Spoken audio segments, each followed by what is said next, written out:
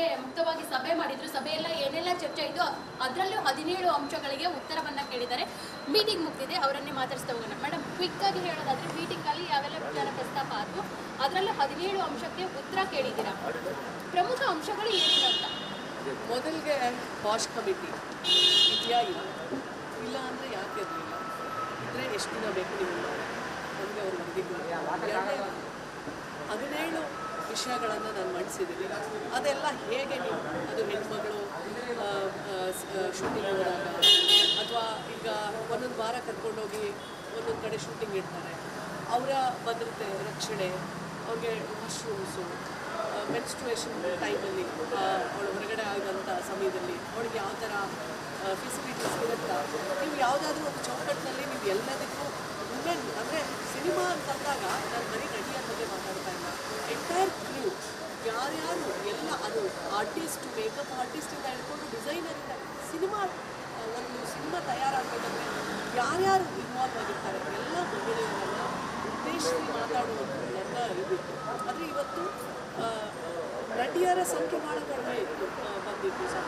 So probably short time ಅಂತ ಹೇಳ್ತಾರೆ, but what ever it is ನಾನು ಬಂದಿದ್ದ ಉದ್ದೇಶ ನೆರವೇರಬೇಕು ಅಷ್ಟೇ. ಮೇಡಮ್, ಎಷ್ಟು ಅವಕಾಶ ಕೊಟ್ಟಿದ್ದೀರಾ? ಅಲ್ಲ, 15 ದಿವಸದಲ್ಲಿ ಅವ್ರು ನಮಗೆ ಉತ್ತರ ಕೊಡಬೇಕು. ಇದಾದಮೇಲೆ ಮುಖ್ಯಮಂತ್ರಿಗಳ ಜೊತೆ ಕೂತ್ಕೊಂಡು ಚರ್ಚೆನೂ ಮಾಡ್ತೀನಿ. ಮತ್ತು ಇನ್ನೊಂದು ನಾನು ಮಹಿಳಾ ಆಯೋಗದಿಂದ ಒಂದು ಸರ್ವೆಯನ್ನು ಸಹ ಮಾಡಿಸ್ತೀವಿ, ಕ್ವಶ್ಚನೇರ್, ಅದು ಕಾನ್ಫಿಡೆನ್ಷಿಯಲ್. ಸೊ ಅವಾಗ ಅವ್ರ ಹೆಸರು ಮೆನ್ಷನ್ ಇರಲ್ಲ, ಬಟ್ ಅವ್ರಿಗೆ ಆಗುವಂಥ ಸಮಸ್ಯೆಗಳನ್ನೆಲ್ಲ ನಮಗೆ ಗೊತ್ತಾಗುತ್ತೆ. ಅದೆಲ್ಲ ಆದಾಗ ನಮ್ಮ ಚಲನಚಿತ್ರ ಮಂಡಳಿಯವರೇ ನಾವು ಮಾಡಲ್ಲ ಅಂತ ಹೇಳಲಿಲ್ಲ ಅಧ್ಯಕ್ಷರು. ಸೊ ಅವ್ರ ಜೊತೆ ಕೂತ್ಕೊಂಡು ಆ ಥರ ರಕ್ಷಣೆಗೆ ಯಾವ್ಯಾವ್ದು ಒಂದು ಪಾಲಿಸಿನ ನಾವು ತರ್ಬೋದು ಅನ್ನೋದನ್ನ ಮುಂದಿನ ದಿನಗಳಲ್ಲಿ ಮಾಡುವಂಥ ನಿಟ್ಟಿನಲ್ಲಿ ಕೆಲಸ ಮಾಡ್ತೀವಿ. ಕನ್ನಡ ಚಲನಚಿತ್ರ ರಂಗಕ್ಕೆ 85 ವರ್ಷಗಳ ಇತಿಹಾಸ ಇದೆ. ಕಮಿಟಿ ಬೇಡ ಅನ್ನೋ ಒಂದಿಷ್ಟು ಮಾತುಗಳು ಸಹ ಕೇಳಿಬಂದಿದ್ದಾವೆ. ಅಲ್ಲ, ಎಲ್ಲ ಯಾವುದೇ ಒಂದು ಪ್ರಾರಂಭ ಆದಾಗ ಬೇಡ ಅಂತಾನೆ ಶುರುವಾಗುತ್ತೆ. ಕಮಿಟಿ ರಚನೆ ಆಗೇ ಆಗುತ್ತೆ ಮೇಡಮ್. ಖಂಡಿತ, ಅದು ಕಾನೂನಿಗಿಂತ ದೊಡ್ಡವ್ರು ಯಾರೂ ಇಲ್ಲ ಅಲ್ವಾ, ಮಾಡಲೇಬೇಕು. ಯಾರು ಏನೇ ಹೇಳಿದ್ರು ಆಗಲೇಬೇಕು.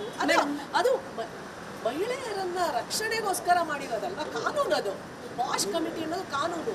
ಎಲ್ಲಿ 10ಕ್ಕಿಂತ ಜಾಸ್ತಿ ಹೆಣ್ಮಕ್ಳು ಕೆಲಸ ಮಾಡ್ತಾರೆ ಅಲ್ಲಿ ಪಾಶ್ ಕಮಿಟಿ ಇರಬೇಕು. ಯಾಕೆಂದ್ರೆ ಹೆಣ್ಣು ಮಗಳಿಗೆ ಏನೇ ತೊಂದರೆ ಆದರೂ ಅಲ್ಲಿ ಹೋಗ್ಬಿಟ್ಟು ನಿನ್ನ ತಾಯಿ ಸಂಸ್ಥೆ ನಿನ್ನ ಹತ್ರನೇ ಬಂದು ಹೇಳ್ಬೇಕಲ್ವಾ. ನಾವು ಸ್ಟೇಷನ್ಗೆ ಹೋಗೋಕ್ಕೆ ಮುಂಚೆ ನಿನ್ನ ಹತ್ರನೇ ಬಂದು ಹೇಳ್ಬೇಕು. ನೀವೇ ಎಲ್ಲರನ್ನ ಕರೆದು ಬಗೆಹರಿಸಿದ್ರೆ ನಾವು ಕೂಡ ನೋಡಿದ್ರಿ ಒಳಗಡೆ ಇದು ಚಿತ್ರರಂಗಕ್ಕೆ ಹೊಡೆತ ಬೀಳುತ್ತೆ ಅಂತ ಹೇಳ್ತೀವಿ. ಖಂಡಿತ ಒಂದು ಹೆಣ್ಮಕ್ಳಿಗೆ ರಕ್ಷಣೆ ಕೊಡೋದ್ರಲ್ಲಿ, ಅವಳ ಸುರಕ್ಷತೆ, ಅವಳ ಒಂದು ಭದ್ರತೆಯನ್ನು ಕಾಪಾಡೋದ್ರಲ್ಲಿ ಯಾವುದು ಚಿತ್ರರಂಗಕ್ಕೆ ಹೊಡೆತ ಬೀಳುತ್ತೆ ಅನ್ನೋದು ಸರಿಯಾದ ಒಪಿನಿಯನ್ ಅಲ್ಲ. ನೋಡಿದ್ರಲ್ಲ, ನಾಗಲಕ್ಷ್ಮಿ ಚೌಧರಿ ಅಂದ್ರೆ ಮಹಿಳಾ ಆಯೋಗದ ಅಧ್ಯಕ್ಷರು 15 ದಿನಗಳ ಕಾಲಾವಕಾಶವನ್ನ ಕೊಟ್ಟಿದ್ದಾರೆ. ಅದರಲ್ಲೂ ಪ್ರಮುಖವಾಗಿ 17 ಅಂಶವನ್ನ ಉಲ್ಲೇಖ ಮಾಡಿದ್ದಾರೆ. ಈ 17 ಪ್ರಶ್ನೆಗಳಿಗೆ ಚಿತ್ರರಂಗ ಆನ್ಸರ್ ಮಾಡಬೇಕು.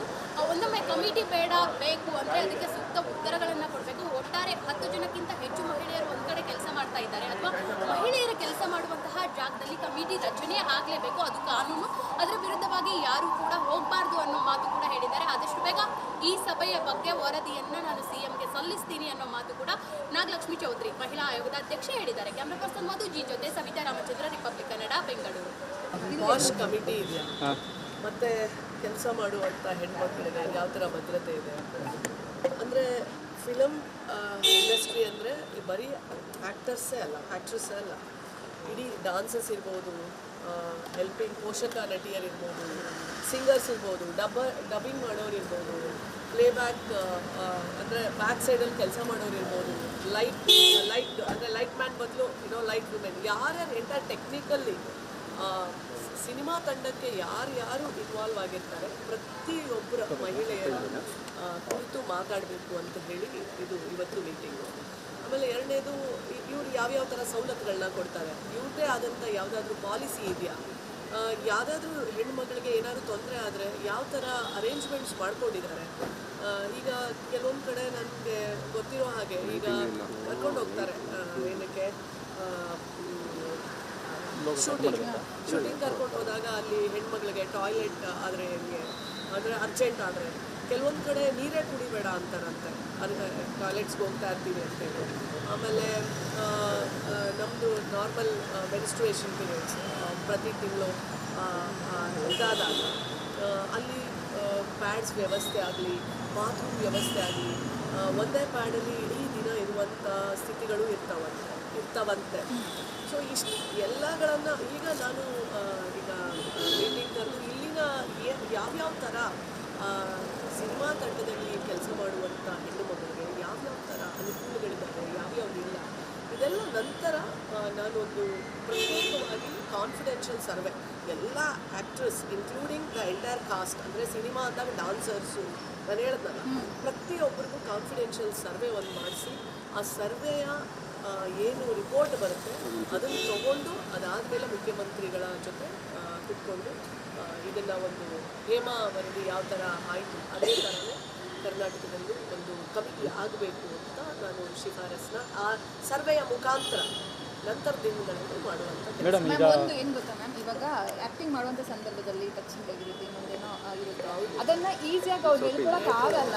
ಸಾಕ್ಷರದಲ್ಲಿ ಹೇಳಿದ್ರೆ ಎಲ್ಲಿ ನಮ್ಗೆ ಅವಕಾಶ ತಪ್ಪುತ್ತೋ ಅಂತ ಅನುಭವಿಸೋದು ಸಾಕಷ್ಟು ಇದೆ. ಏನೋ ಸೀನ್ ಇರುತ್ತೆ, ಆ ಟೈಮಲ್ಲೆಲ್ಲ ಇರಿಟೇಷನ್ ಆಗಿರುತ್ತೆ, ಅವಕಾಶಗಳು ತಪ್ಪು ಹೋಗಿರುತ್ತೆ, ಅಂಥವ್ರು ಮಾತಾಡಿದ್ರೆ ಅವುಗಳಿಗೆ ನೆಕ್ಸ್ಟ್ ಕೆಲಸ ಸಿಗಲ್ಲ. ಮೊದಲಿಗೆ ಏನಂದರೆ ಮೊದಲಿಗೆ ಎಷ್ಟರ ಮಟ್ಟಿಗೆ ಅವೇರ್ನೆಸ್ ಇದೆ ನಮ್ಮ ನಟಿಯರಿಗೆ ಅಥವಾ ನಮ್ಮ ಇಡೀ ಸಿನಿಮಾ ತಂಡದಲ್ಲಿ ಕೆಲಸ ಮಾಡುವಂಥ ಪ್ರತಿಯೊಂದು ಮಹಿಳೆ ಹೆಣ್ಣುಮಗಳಿಗೆ ಎಷ್ಟು ಮಟ್ಟಿಗೆ ಅವ್ರಿಗೂ ಸಹ ಕಾನೂನಿನ ಅರಿವಿದೆ ಅನ್ನೋದು ಸಹ ನಾವು ಆ ಸರ್ವೆನಲ್ಲಿ ಮಾಡಿಸ್ಬೇಕು ಅಂದ್ಕೊಂಡಿದ್ದೀವಿ. ಈಗಲೂ ಅಷ್ಟೇ ಅವರು ಹೇಳೋ ಪ್ರಕಾರ ನಾವು ಎಲ್ಲ ತಗೊಂಡು ಎದುರುಗಡೆ ಯಾರೂ ಹೇಳಲ್ಲ, ನಿಮಗೂ ಗೊತ್ತು, ನನ್ನ ಕೇಳಿದ್ರೆ ಹೇಳ್ತೀನಿ, ನಾನು ಹೇಳೋದಿಲ್ಲ. ಪ್ರತಿಯೊಂದು ಹೆಣ್ಮಗಳು ಹಾಗೇನೆ ಏನು ಬೇರೆ ಏನಾದರೂ ಪ್ರೂಫ್ ಕೇಳ್ತಾರಲ್ಲ, ಅದಕ್ಕೆ ಅದೇ ಪ್ರೂಫ್ ಕೇಳಿಸಿ ಇದು ಒಂದು ಕಾನ್ಫಿಡೆನ್ಷಿಯಲ್ ಸರ್ವೆ ಸಹ ಮಾಡಬೇಕು ಅಂತ ಅಂದ್ಕೊಂಡಿರೋದು. ಪ್ರತಿಯೊಬ್ಬರು ಮತ್ತು ಅದು ಯಾರಿಗೂ ಮೀಡಿಯಾದವ್ರಿಗೂ ನಾವು ಡಿಸ್ಕ್ಲೋಸ್ ಮಾಡೋದಿಲ್ಲ. ಅದ್ರ ಪ್ರಕಾರ ನಂತರ ದಿನಗಳಲ್ಲಿ ನಾನು ಮುಖ್ಯಮಂತ್ರಿಗಳ ಜೊತೆ ನಿಜವಾಗ್ಲೂ ಸಮಸ್ಯೆಗಳೇನು ಅಂತ ಅವಾಗ ನಮ್ಗೆ ಅರ್ಥ ಆಗುತ್ತೆ. ಮೇಡಮ್ ಈಗ ಮುನಿರತ್ನ ಕೇಸಲ್ಲಿ ಏನಾದರೂ ಮಹಿಳಾ ಆಯೋಗಕ್ಕೆ ದೂರು ದಾಖಲಾಗಿದೆ? ಹೌದು, ದೂರು ಬಂದಿದೆ.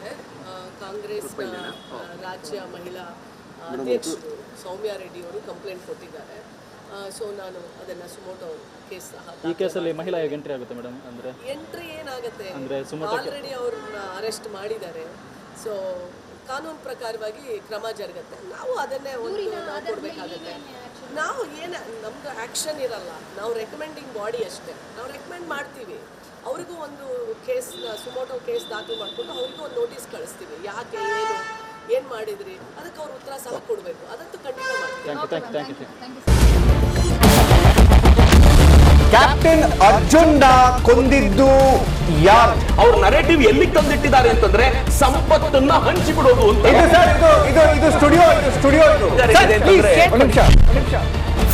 ಟಿಪ್ಪು ಜಯಂತಿ ಮಾಡಕ್ಕೆ ಅವ್ರಿಗೆ ಖಂಡಿಸಿದ್ರು. Very nice. ಯಾರು ತಪ್ಪು ಮಾಡಿರೋದಿಲ್ಲಿ? ಓಲೈಕೆ ಹೇಳಿಕೆ ಇದು ಅಂತ ಹೇಳಿ ಯಾಕೆ ಪರಿಗಣಿಸಬಾರ್ದು? I.N.I. ಇದು ವೇದಿಕೆ, ಇದು ಫೋಟೋ ಎಲ್ರಿಗೂ ಒಂದು ಟೈಮ್ ನಿಮ್ಮ ಸಮಯ ಮುಗಿದಿದೆ. ಅವ್ರು ಹೇಳೋಕ್ಕಿಂತ ಮುಂಚೆನೆ ಹೇಗೆ ಪ್ರತಾಪ್ ಸಿಂಹ ಪಾಸ್ ಕೊಟ್ಟಿದಂತ ಆಗ್ಲಿ ಡಿಕ್ಲೇರ್ ಆಗೋಗಿತ್ತು ಅಂತ ನನಗೊಂದು ಡೌಟ್ ಬಂತು. ಸಾಕು ನಿಲ್ಸಿ, ಕೆಟ್ಟ ಪದ ಬಳಕೆ ಕಾಂಬಿನೇಷನ್ ಇಟ್ಟಿಲ್ಲ ನಾವಿಲ್ಲಿ.